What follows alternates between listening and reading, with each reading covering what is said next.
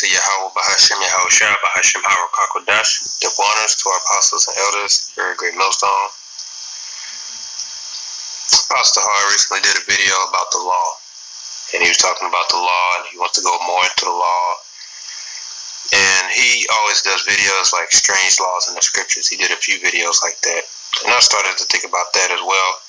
Because believe it or not, there are some strange laws in the scriptures that may not be that important, but just for you to think that you may not know, but it's actually good to know because, again, this is our book, so we should know how our law is. Now, I remember we had an account where we had this so-called brother who came with us for about 3 months. Dude was a straight demon. We thought he was sincere at first, but he was like a literal demon. And then we found out that he's been to multiple gym Mexicans causing hells, and he's just a demon, period. And he's one of the most carnal people I've ever met in my entire life. Everything, he just tried to name tribes off everything. He believed that he was a Levite, so anybody he liked was a Levite, and anybody he didn't like was a Judite. And I mean, as soon as you see him, he'll look at the clothes you wear. Oh, that's that Manasseh spirit, that's that Gadite spirit, such and such. So back and forth, it just got completely vexing. And one time he was with the brother, and he saw what looks like to be a Judite woman with Issacharite man, with the so-called Mexican man. And he got mad, and the other brother in the camp was like, "Why you mad? It's still a Jake." He was like, "Well, she's a race traitor." And the brother was like, "What do you mean? It's still an Israelite." He said, "Oh, it's laws and scriptures on that." And at that time, I was like, I wonder what he's talking about. But over the time, I kept reading the law, then I understood what he was talking about. So the thing is, with that situation, it was different back then, because back then, as I'm going to read, there was a law on if a woman of a particular tribe, she had an inheritance from her father, as the scripture is going to tell you, that if she has like an inheritance, she's really supposed to marry that of her own kindred, of her own tribe. And it's going to explain. So this is the 36th chapter is only 13 verses. It says, "And the chief fathers of the families of the children of Gilead, the son of Machir, the son of Manasseh."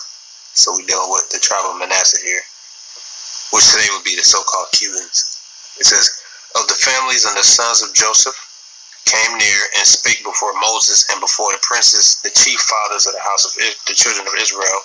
And they said, The Lord commanded my Lord to give the land for an inheritance by lot to the children of Israel.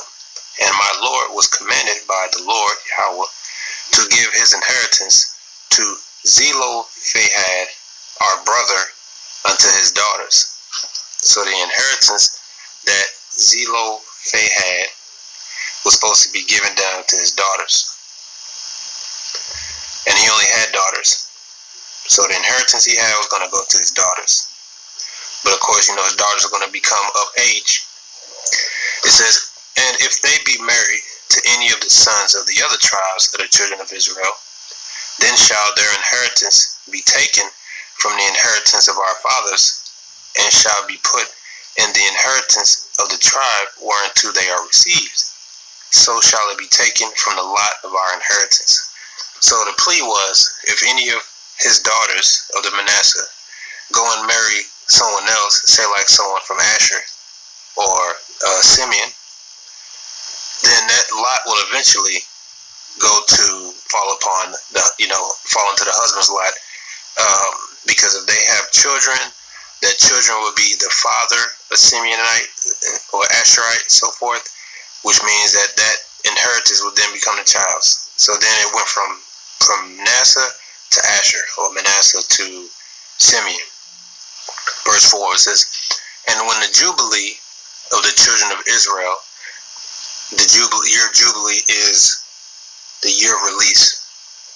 What that is you can read it in Numbers, the 25th chapter. It was a time where we had restored everything back to their rightful possessions, to their rightful owners. All the possessions and the inheritance. So if you have if you borrowed land to somebody, that'll go back to you. If anybody owed you something, you'll let that go. That was a year of release. So it says, and when the year of Jubilee, that's like, and when the Jubilee of the children of Israel shall be, then shall their inheritance be put unto the inheritance of the tribe whereunto they are received. So shall their inheritance be taken away from the inheritance of the tribe of our fathers.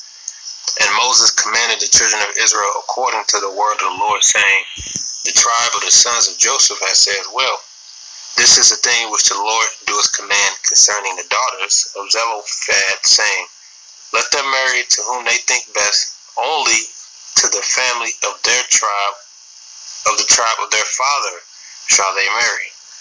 So shall not the inheritance of the children of Israel remove from tribe to tribe, for every one of the children of Israel shall keep himself to the inheritance of the tribe of his fathers. So they were commanded to only marry the men of the tribe of Manasseh. So going back to that demon, the comment he made, he said it was a race trader or whatever. Like I said, he's just a carnal demon. It didn't make sense of what he said. So, but the difference was in the ancient world, when we was keeping everything in order and we was on top and we was able to keep our year of Jubilee, so forth. Yes, if a woman had an inheritance, then she was to marry a man of her own kindred so that that inheritance would stay within that particular tribe.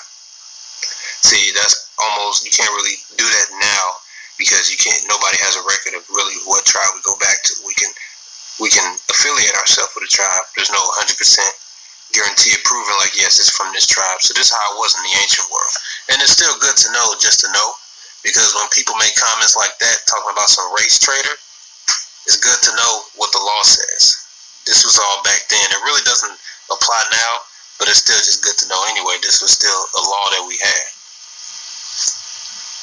Verse 8, and every daughter that possesseth an inheritance in any tribe of the children of Israel shall be a wife unto one of the family of the tribe of their father. So if she had an inheritance, then she was supposed to make sure she married one of her own kindred, or her father was to ensure that she was betrothed to a man of her own kindred if he know he's going to pass something down. Not every woman had an inheritance. So if a woman from Manasseh wanted to get with a man from